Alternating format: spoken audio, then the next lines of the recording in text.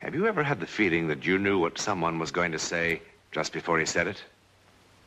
Or have you ever walked into a strange room and had the sensation that you'd been there before? Well, if you have, you've taken a small step beyond. Now watch a giant step.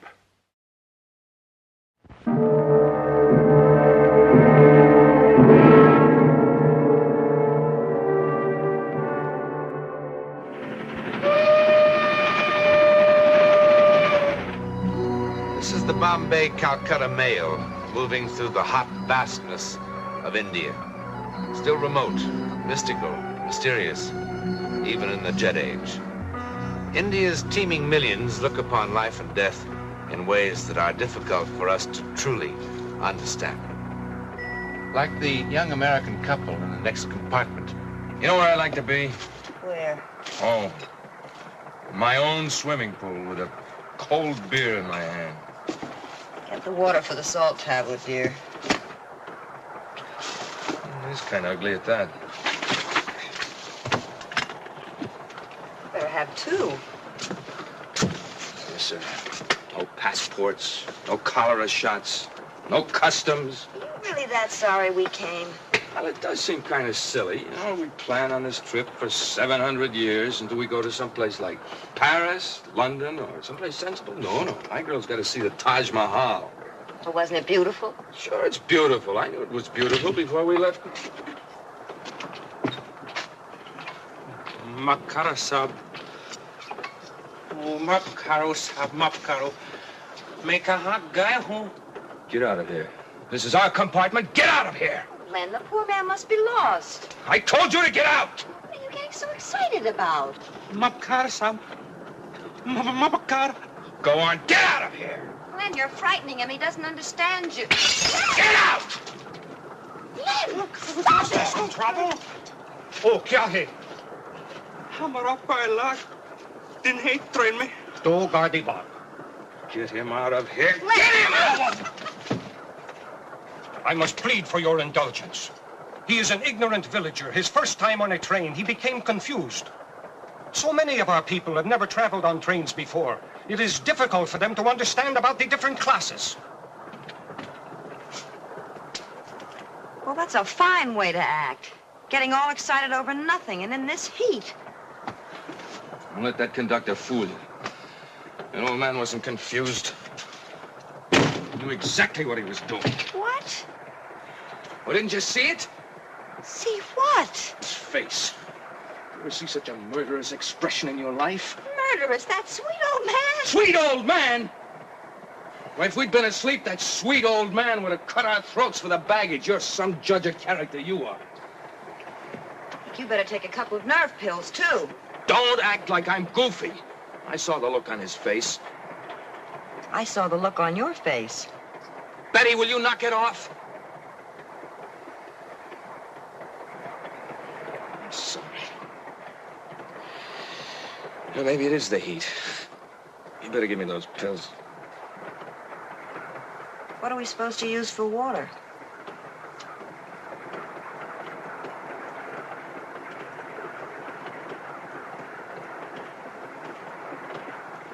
What happened? Oh, Len. I did that?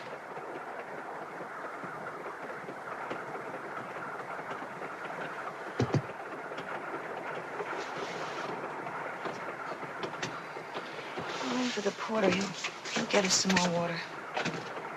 No, we've been ringing for that porter ever since Bombay. I'll get it. Len? Hey, are you all right? Yes. Yes, I'm all right.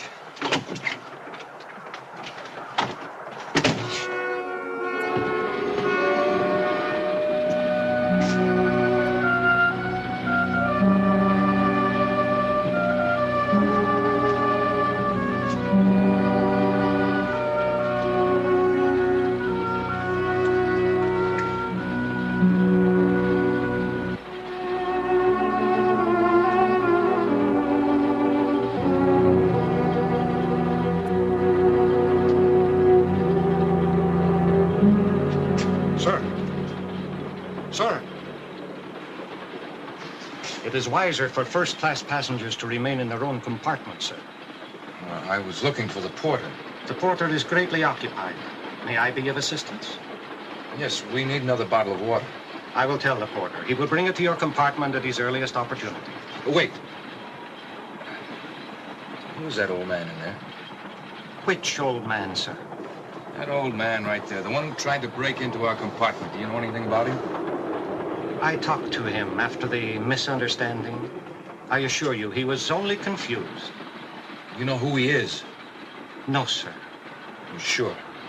Sir, we are a nation of hundreds of millions, and most old men look quite the same.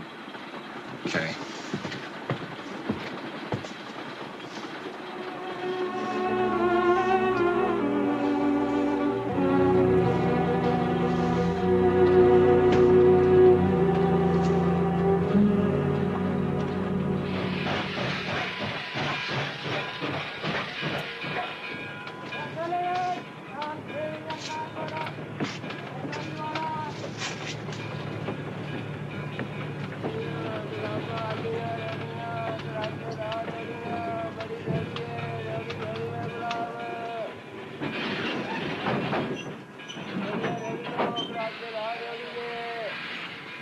What are you staring at? Man, you're beginning to scare me.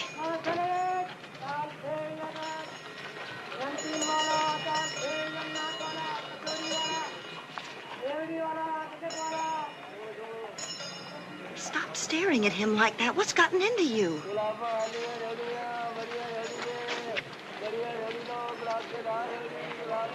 Look at him, look at him. Honey, will you stop this? If he tries anything, I'll kill him. Leonard! Go on. Go on. Len! Len!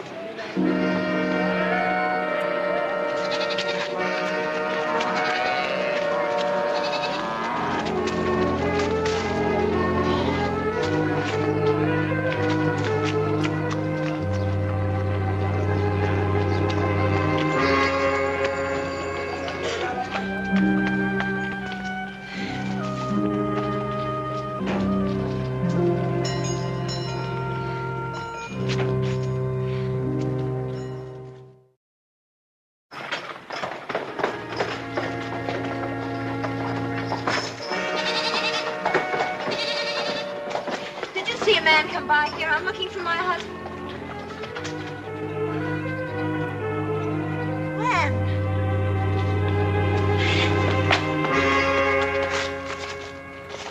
Oh, darling. Oh. Isn't there someone here who speaks English? Is there anyone who can help him? He needs a doctor. I am helping him, ma'am. I'm not exactly a doctor. I'm afraid you'll have to settle for a medical missionary. I sent word to have my Jeep brought over. We'll take him to the mission. It's nothing serious. Heat prostration. Are you sure? Oh, I think so. Yes, his pulse is better already. Are you the gentleman's lady? Yes. I am Constable Guysin. The people say he ran through the streets like one demented until he collapsed from the heat. And not even to wear a hat at such an hour. What help can I be, Mr. Graham? Oh, he's quite all right.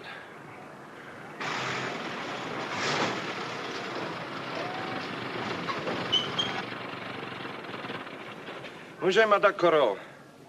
Můžeme da koro.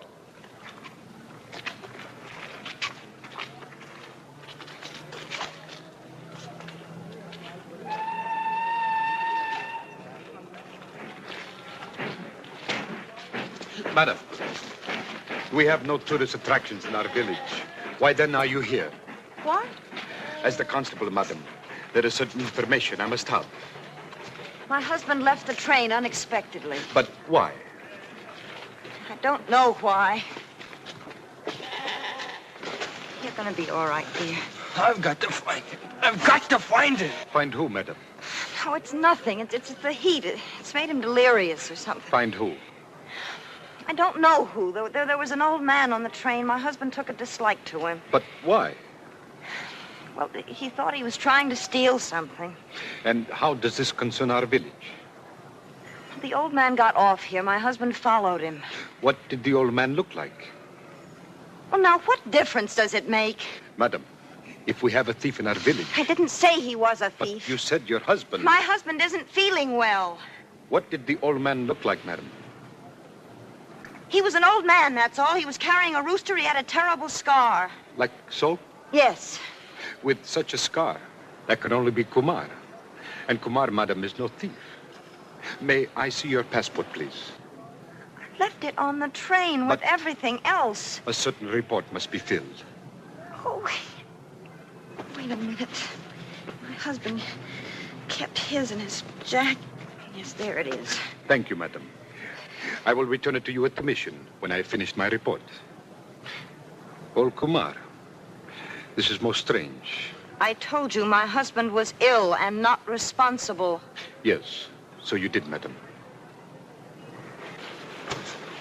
Call the beach.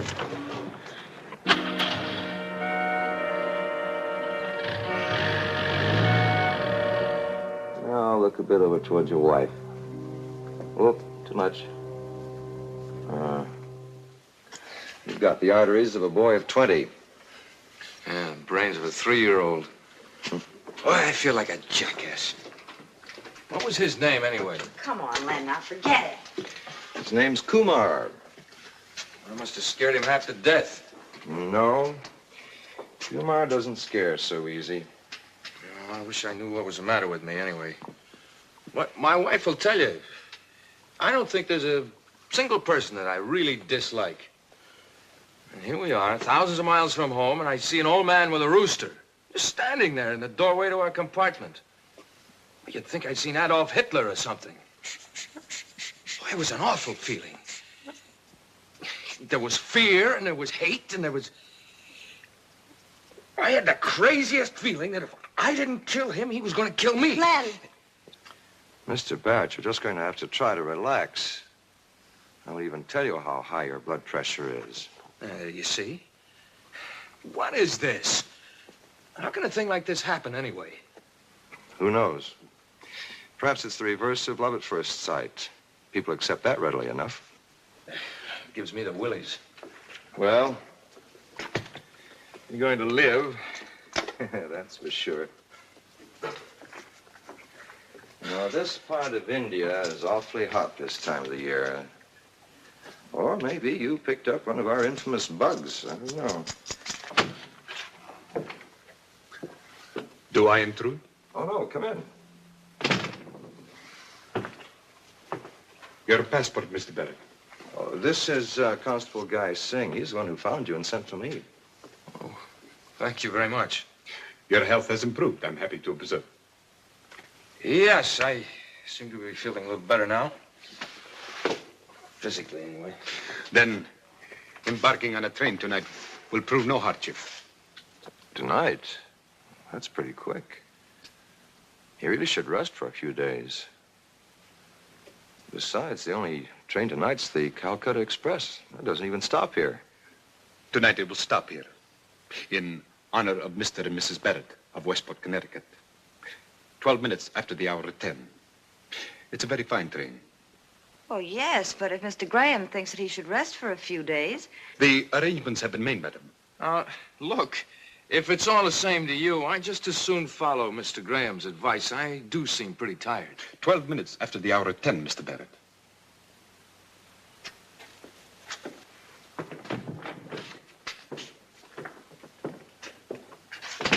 Boy, your constable, what's-his-name, certainly is no ambassador of goodwill. I don't know what's the matter. I do. He's a self-important little dictator. No. He's not like that at all, really. Well, at least we'll get a couple of hours of bed rest. That is, if you don't mind the accommodations. There's our combination schoolroom, storeroom, and guest room. Quite a collection of odds and ends, isn't it? This is the way some of the villagers say thank you. Of course, no thank yous are ever necessary. Still, they're a proud people, and I suppose I'll go on collecting it until it crowds me into the street.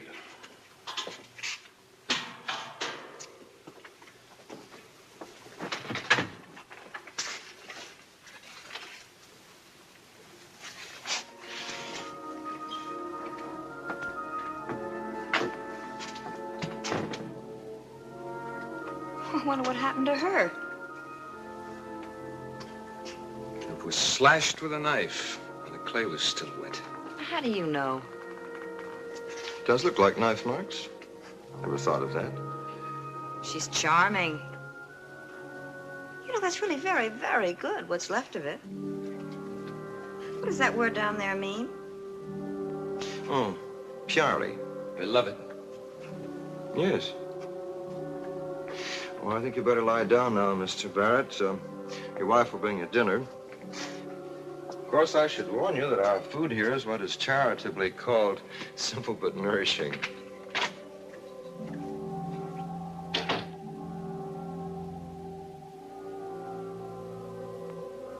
Len?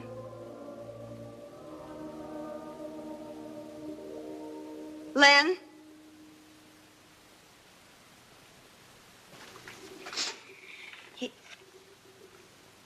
You feeling well? I'm fine. Well, the next time I ask you to take a salt tablet, will you please listen to me?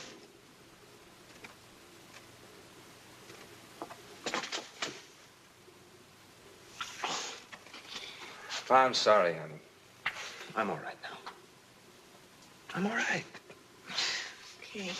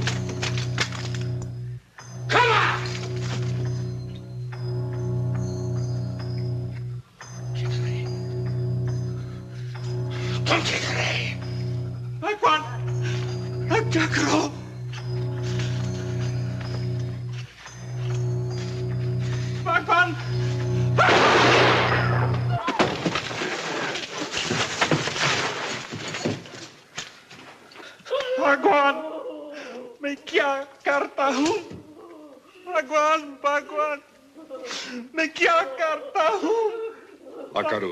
भगवान ओ भगवान क्या करता हूँ भगवान Len! Oh! Oh, there's no time for this, Mrs. Barrett. Help me with him quickly.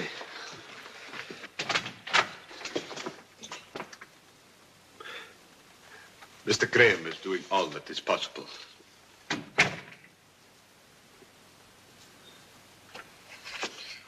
Why?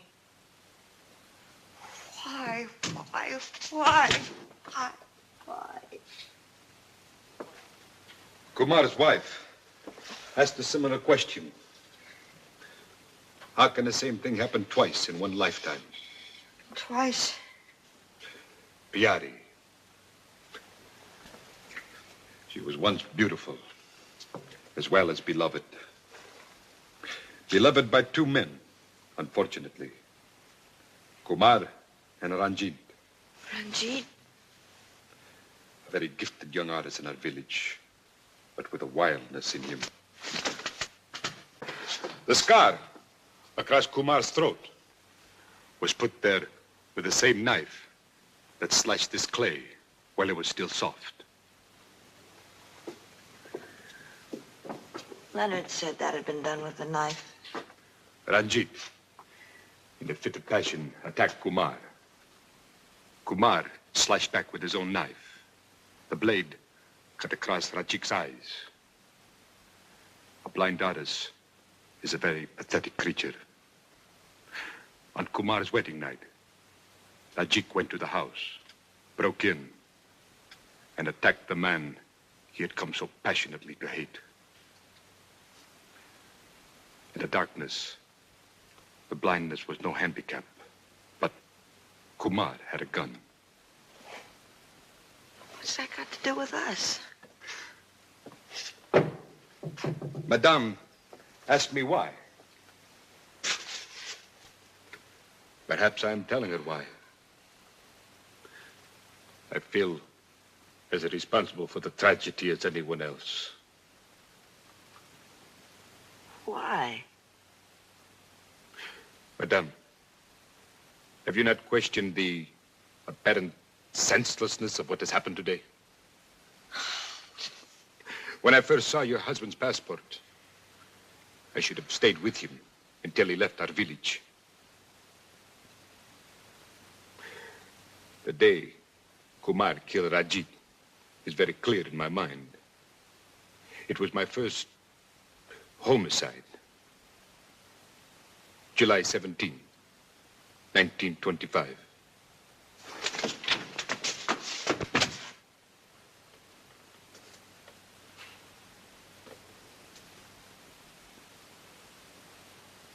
Go to him, Mrs. Barrett. Now.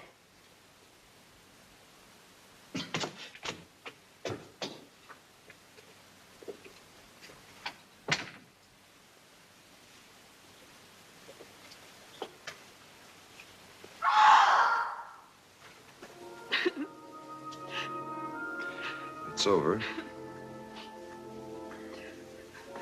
Is it, Mr. Graham?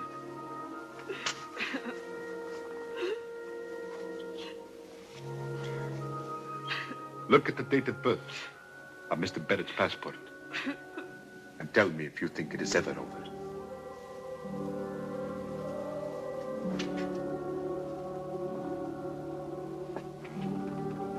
July 17, 1925.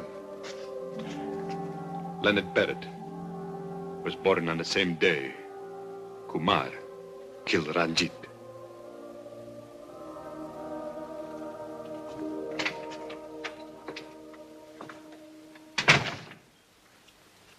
The last breath of one human being becomes the first breath of another.